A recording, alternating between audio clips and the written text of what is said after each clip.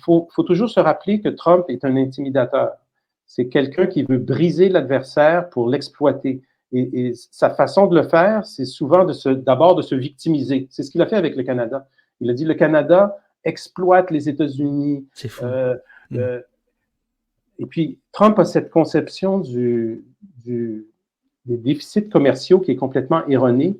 Il ne cesse de dire que les États-Unis subventionnent le Canada, simplement parce qu'il y a un déficit commercial des Américains, mais le déficit commercial des Américains, il est largement dû au fait qu'ils achètent le pétrole d'Alberta pour faire du profit dessus en le raffinant et en nous le revendant. Donc, ce déficit commercial, en fait, c'en est pas un.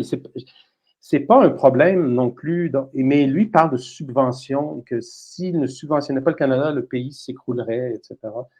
C'est de l'intimidation pégreuse des pays. Et il faut simplement résister à ça. Les Américains ont une expression qui est la suivante, qui est « call the bluff », c'est-à-dire au poker, quand l'autre bluffe, ben, il faut le pousser, allez, montre tes cartes. Et on voit que les Chinois, c'est ce qu'ils font.